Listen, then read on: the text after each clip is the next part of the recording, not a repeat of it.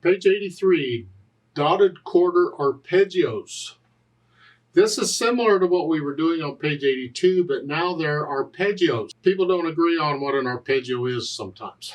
Big surprise, huh? However, to me, and apparently to this book, an arpeggio is a type of broken chord where you're playing bottom to top or top to bottom.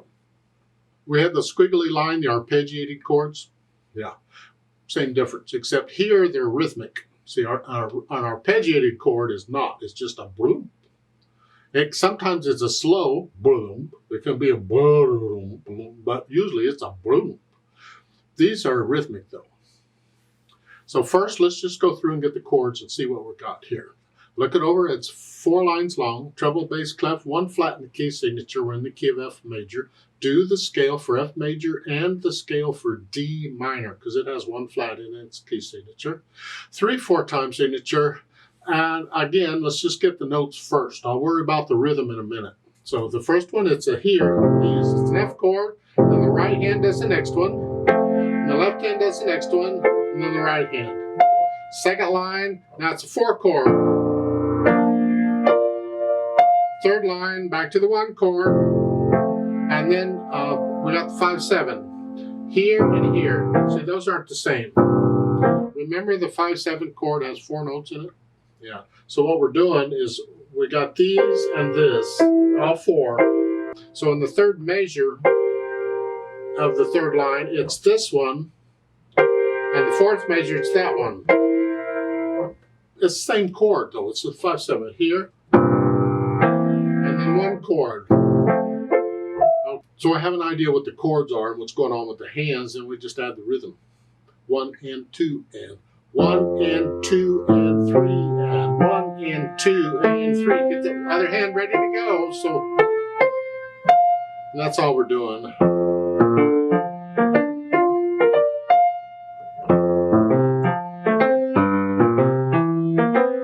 This fun or what? Okay.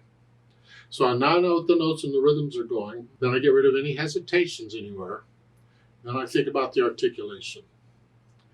You're pretty much connecting it. They have the slurs. It's a way of interpreting it. However, these are not phrases, they are slurs, and you don't always lift up before and after a slur, so I could connect the whole first line.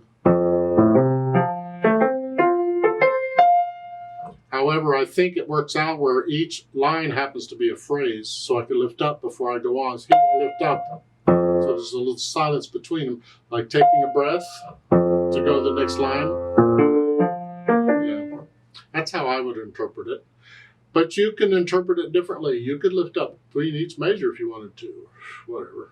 And then the dynamics, well, they don't give you a lot. You get MP, mezzo piano, sort of soft, whatever you think that is. And the second line, last 2 measures, you get the hairpin, you're going to sort of loud. Here, sort of loud, and you're staying sort of loud until measure 11, then you come back down to moderately soft. And soft at the end. And get even softer, very soft, and slow down. It's like you run out of gas at the end. Yeah. Get the feeling of these dynamics. Play around, experiment with the dynamics a little bit. And by that I mean you just try different things out.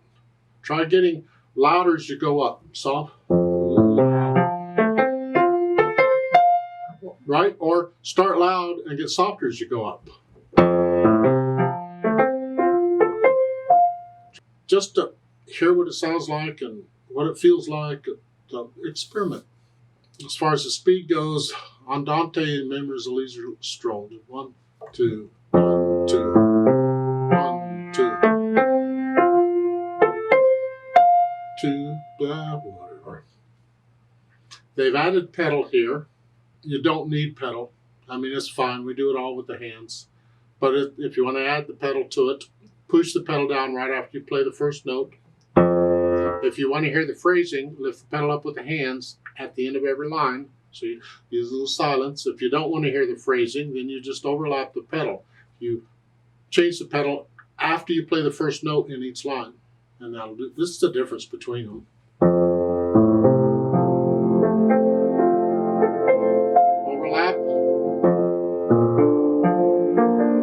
with the phrase, I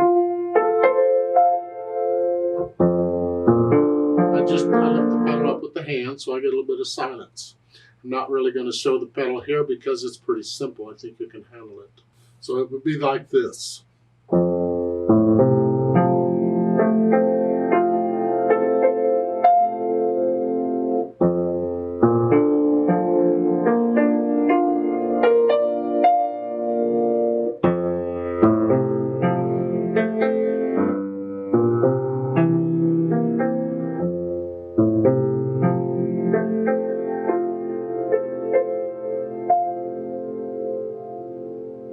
The end, everything comes up at the same time. It's up to you. You feel, remember the natural accents? 1, 2, 3, 1, 2, 3. Feel those as you're going through it.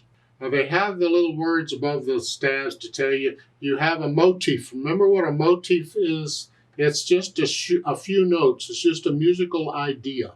It's not a phrase, it's just a few notes. This, yeah, it's a motif. And what they're doing is repeating this motif going up.